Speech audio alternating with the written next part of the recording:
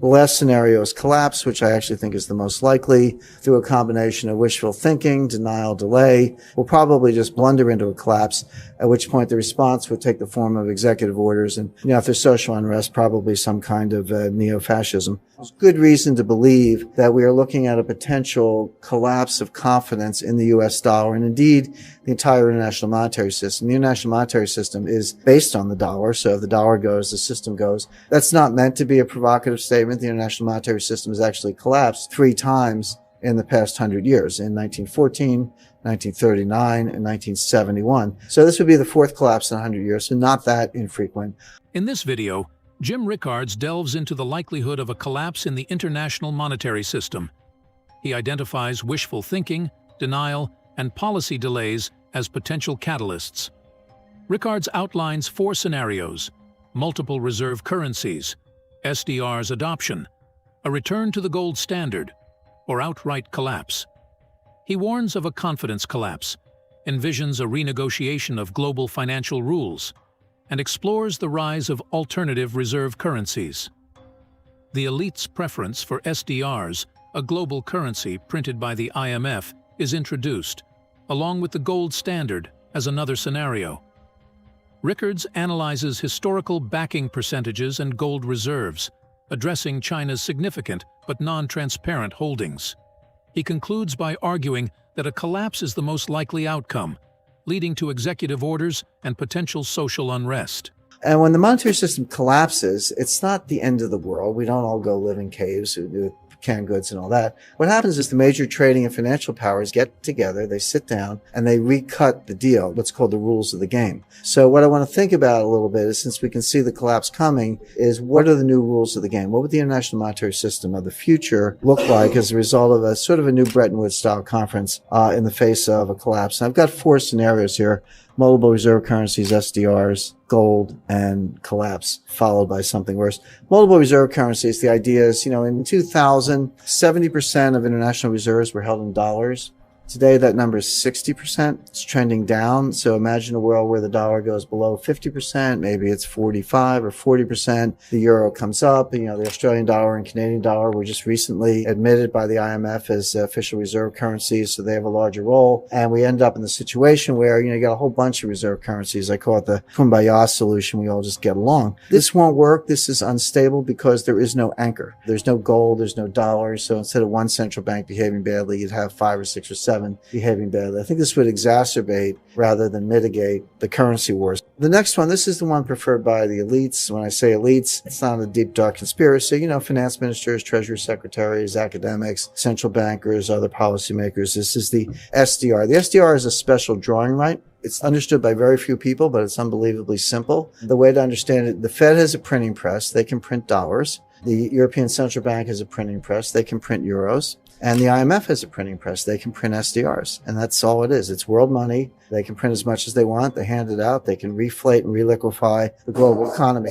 The IMF actually has a 10-year plan to make the SDR the global reserve currency. Again, not a secret. You can find it on their website. I want to give a quick example because I know this is attuned to policy, but how the SDR is already sort of creeping into our system. The United States Treasury got authority to provide $100 billion to the IMF. This was legislation passed in 2009. So what did the IMF do with the money? Well, what they did is they, if you look at the total IMF loans, credit lines, etc., 91% of all the IMF loans and advances, they went to bail out Europe or to Mexico. Only 9% went to the rest of the world. I leave it to you to decide whether the president was entirely candid with the Congress when he said this is primarily for developing and emerging market economies. You don't see Korea, Indonesia, India, Brazil, Thailand, Malaysia. You don't see those countries getting more than 9% of the IMF money. This money basically went to bail out Europe. So that's another thing where, again, I think the American people were a little more aware. They might raise a few questions. Third outcome is the gold standard. I'm just going to go through this very quickly.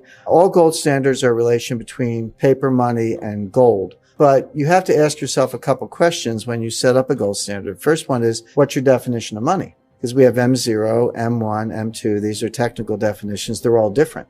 So you have to pick one of those to be your money. The second one is, what's the proper reserve ratio? Do you need 100 cents on the dollar of gold to back all the paper money? Well, a lot of gold bugs would say yes, but historically that's not true. England ran a very successful gold standard in the 19th century with 20% backing. The United States, through most of the 20th century, was on a gold standard with 40% backing. So history says you can have 20 or 40% backing, and that works just fine.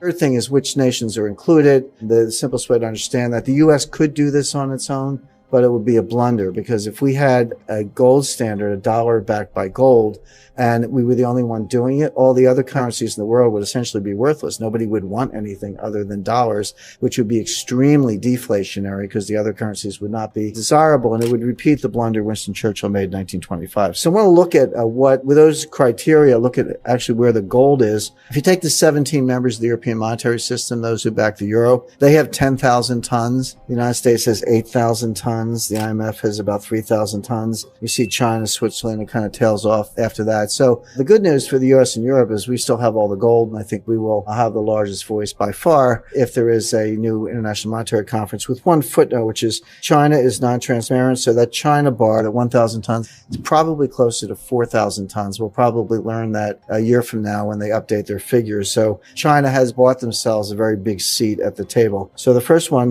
global money, global M1, 40% backing, that's about $7,000 an ounce. In other words, that's what the price of gold would have to be to support the money supply without deflation. So it's the non-deflationary implied price of gold. Global money supply, global M2 with 100% backing is $44,000 an ounce. The last scenario is collapse, which I actually think is the most likely, through a combination of wishful thinking, denial, delay, misapprehension of the statistical properties of risk, and bad policy. We'll probably just blunder into a collapse, at which point the response would take the form of executive orders, and if there's social unrest, probably some kind of neo-fascism. The way to understand it, we have inflation and deflation going on at the same time. Two opposite ideas happening at the same time. The deflation is natural. It's what happens in a depression because of deleveraging. So what's deleveraging? Well, I have to sell assets to pay off debt. When I sell assets, it tends to depress the price. I pay off the debt, but prices are going down. So now I have to sell more assets to pay off more debt, etc. And you get into a debt deflation cycle until you've liquidated everything and prices hit bottom, and kind of people start looking around for bargains again, and the cycle starts to turn. But it can go a very long way. And Irving Fisher wrote about this in the 1920s in the debt deflation cycle theory of the Great Depression. But opposing that, we have inflation coming from policy. What's actually going on is we have sort of a notional 5% deflation and a notional 5% inflation, the deflation from deleveraging, the inflation from policy, and they're pushing against each other and they're canceling each other out. But it's not stable. You've got these two forces, and one of them is going to prevail. It's going to snap. And it could snap either way. It could go into much more rapid inflation or much more serious deflation. Kind of the monetary policy roots of this. Here's the basic statement of the quantity theory of money. Now, you all learned this in your first week of macroeconomics, but the equation is MV equals PQ. M is your money supply. V is the velocity. Velocity is just the turnover of money. So, I go to the bar tonight and I leave a tip, and the bartender takes the tip and takes a taxi home, and the taxi driver takes the fare and puts gasoline in his car. That dollar has velocity of 3 because $1 supported $3 of goods and services, the tip, the taxi, and the gasoline. But if I stay home and don't spend any money, my money has velocity of 0. So, and I remind people, $3 trillion times 0 is 0. In other words, if you don't have velocity, you don't have an economy. So basically, money supply, how much money is there, times velocity, how quickly is it turning over, equals the nominal GDP, the gross dollar value of all the goods and services in the economy. And nominal GDP has two parts. Q is the real part, and P is the price index, so inflation or deflation. But this is psychological. They have to basically lie to you. They have to engage in propaganda to bend the velocity curve to make you want to spend more money than you're actually doing right now so that they can get the nominal growth they need to pay off the debt. So how do you bend the velocity curve? What is the policy here? And as I mentioned, it's an exercise in propaganda. Two ways to do it, two tools, that is. The first is negative real rates. Negative real rates is when inflation is higher than the nominal rate. That's good because if you're a borrower in that world, you actually pay the bank back in cheaper dollars. That's better than zero interest. That's the bank paying you to be a borrower. So ideally, the Fed would say, we'll have 2% on the 10-year note and 3% inflation, negative real rates of 1%, that's a very powerful inducement to go out and borrow. The other thing they want to do is deliver an inflationary shock. If I promise you 2% and I deliver 2%, there's no change in behavior. I've exactly met your expectations, so there's no reason for you to change your behavior. What I have to do is lie to you. I have to tell you 2% and deliver 3%. That's a shock. Now you're like, oh, gee, inflation's out of control. Better go buy a house, buy a car, buy a refrigerator, do whatever. So that changes behavior. So 3% inflation with 2% or 2.5% on the 10-year note is a negative interest rate, which is a powerful inducement to borrow. And it's also an inflation shock, which is a powerful inducement to spend. And the idea of 3% inflation is to get the borrowing and the lending and spending machine going again, try to get nominal GDP back to trend, make it self-sustaining, withdraw policy, substitute real GDP for nominal GDP, get real GDP back to trend, and we all live happily ever after. This is what the Fed is trying to do. They're going to fail, but it's important to understand what they're trying to do, why they're trying to do it. Then when you see them failing, it's very easy to forecast monetary policy because they're just going to do more of it till they get what they want. Why do they have to get this? Well, why do they have to have inflation?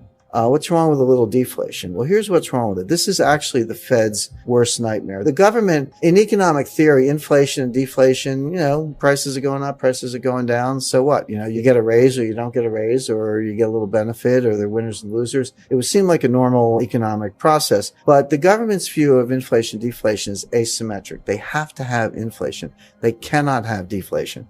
They can't tax it. So imagine you make $100,000 a year, and your boss gives you a $10,000 raise and prices are constant. Okay. So you just had a $10,000 increase in your real standard of living. You got 10,000 more and prices are the same. Except what happens? Well, the government comes along and takes half. They take 5,000 and you get the other 5,000. But imagine an opposite case. You're making 100,000 a year. You don't get a raise, but prices drop 10%. Well, you had the same $10,000 increase in your standard of living. Your salary didn't go up at all, but the price of everything you buy went down, so you're better off. Except that now you get to keep the whole $10,000 because the government doesn't know how to tax deflation. So deflation can increase the real standard of living of the American people, but the government won't allow it because they can't tax it. It destroys tax revenues. In conclusion, Jim Rickards provides a thought-provoking analysis of the potential collapse of the international monetary system, shedding light on various scenarios and their implications. For more insightful content on global economics, finance, and future trends, make sure to subscribe to our channel.